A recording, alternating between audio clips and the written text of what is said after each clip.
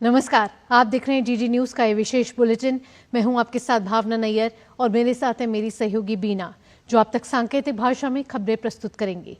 शुरुआत करते हैं सुबह की सुर्खियों के साथ।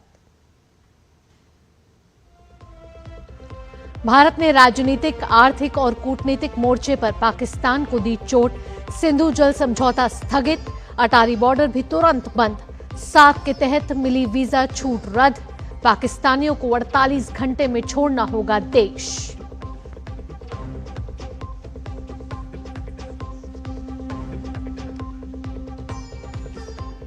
ढाई घंटे तक चली सीसीएस की बैठक में मोदी सरकार के कड़े फैसले।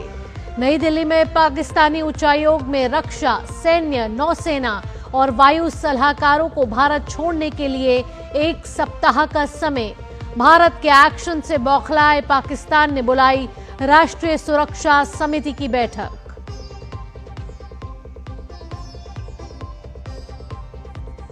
पहलगाम हमले को लेकर सर्वदलीय बैठक आज।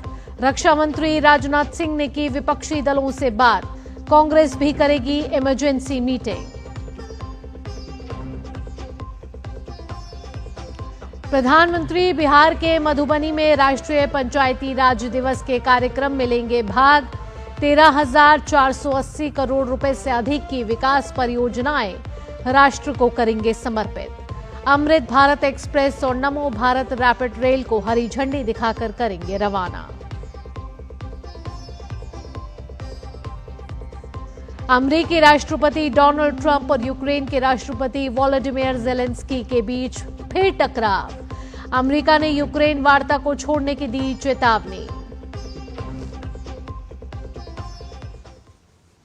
अब खबरें विस्तार से। पहलगाम आतंकी हमले को लेकर प्रधानमंत्री नरेंद्र मोदी की अध्यक्षता में सुरक्षा के लिए कैबिनेट समिति की बैठक हुई।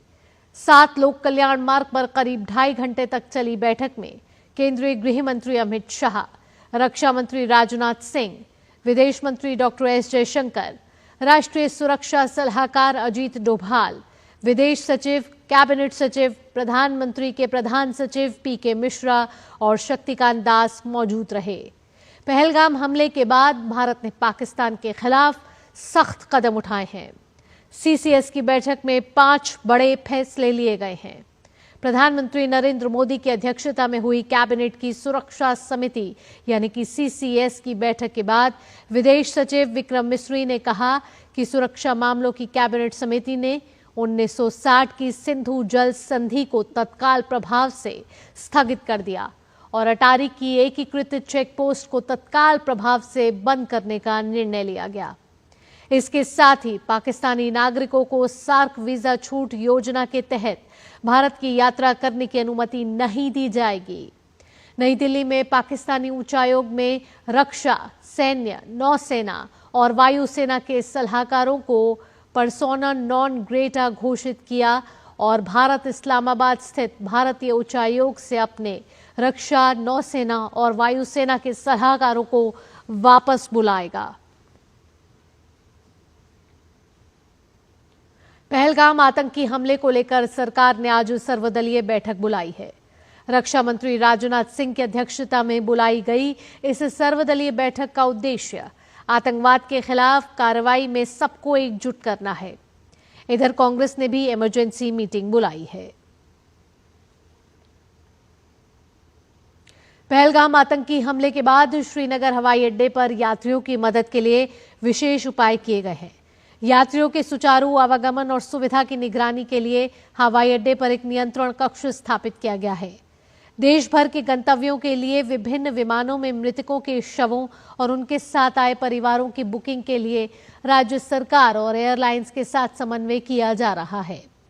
प्रतीक्षारत यात्रियों के लिए भोजन और नाश्ता, चाय, पानी की व्यवस्था के साथ साथ ठहरने के लिए पर्याप्त इंतजाम किया गया है। पीड़ितों के साथ आए सभी परिवारों का उचित सम्मान के साथ ख्याल रखा जा रहा है।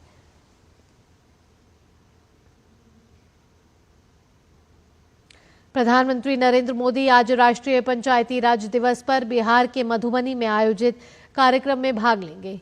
इस अवसर पर वो 13,480 करोड़ रुपए की लागत की अनेक विकास परियोजनाओं का शुभारंभ और शिलान्यास करेंगे और इस मौके पर उपस्थित जनसमूह को संबोधित भी करेंगे। प्रधानमंत्री बिहार के गोपालगंज जिले में लगभग 340 करोड़ रुपए की लागत से बनने वाले एक एलपीजी बॉटलिंग संयंत्र और रेल अनलोडिंग सुविधा की आधारशिला भी रखेंगे। इससे आपूर्ति श्रृंखला को सुव्यवस्थित करने और थोक एलपीजी परिवहन की दक्षता में सुधार करने में मदद मिलेगी। प्रधानमंत्री मधुबनी से वीडियो कॉन्फ्रेंस के माध्यम से 4 रेलगाड़ियों को झंडी दिखाकर रवाना करेंगे। साथ ही 3 रेल लाइनों और 2 रेल पुलों का उद्घाटन भी करेंगे। प्रधानमंत्री सहरसा और मुंबई के बीच अमृत भारत एक्सप्रेस, जयनगर और पटना के बीच नमो भारत रैपिड रेल और पिपरा और सहरसा और समस्तीपुर के बीच ट्रेनों को हरी झंडी दिखाकर रवाना करेंगे। उधर बंगाल में हिंसा थमने का नाम नहीं ले रही है। मंगलवार की रात कुछ लोगों ने मालदा जिले के इंग्लिश बाजार के सिकंदरपुर क्षेत्र में धारदार हथियारों से 5 हिंदू युवकों पर हमला किया। एक युवक की मौत हो गई और दूसरा गंभीर हालत में अस्पताल में भर्ती कराया गया। घायल की हालत इतनी नाजुक बनी हुई है। घटना के बाद स्थानीय लोगों ने विरोध प्रदर्शन किया और चक्का जाम किया। अमेरिका ने यूक्रेन द्वारा क्रीमिया पर रूस के कब्जे को मान्यता देने से इनकार करने की आलोचना की है। अमेरिकी राष्ट्रपति डोनाल्ड ट्रंप ने यूक्रेनी राष्ट्रपति वोलोदिमीर ज़ेलेंस्की के इस रुख को संघर्ष विराम की राह में रोड़ा बताया है। डोनाल्ड ट्रंप ने ज़ेलेंस्की को चेतावनी भी दी है कि इस तरह की भड़काऊ टिप्पणियां युद्ध को समाप्त करने के प्रयासों को पटरी से उतार सकती हैं। अमेरिकी राष्ट्रपति ने ट्रुथ सोशल पर लिखा कि यह बयान रूस के साथ शांति वार्ता के लिए बहुत हानिकारक है।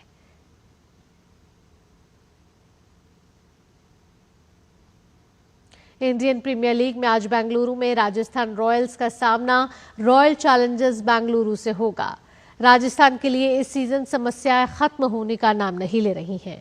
टीम की स्थिति खराब है तो इस मैच से संजू सैमसन भी बाहर हो गए हैं। दूसरी ओर आरसीबी अभी तक घर पर 3 में से 1 भी मैच जीत नहीं पाई है। आरआर 8 में से केवल 2 ही मैच जीत पाई है और अभी तालिका में 8वें स्थान पर है। आईपीएल में आर्सेनल और क्रिस्टल पैलेस के बीच मुकाबला 2-2 से ड्रॉ हो गया है। इस मैच में पहला गोल आर्सेनल की ओर से खेले गए तीसरे मिनट में देखने को मिला।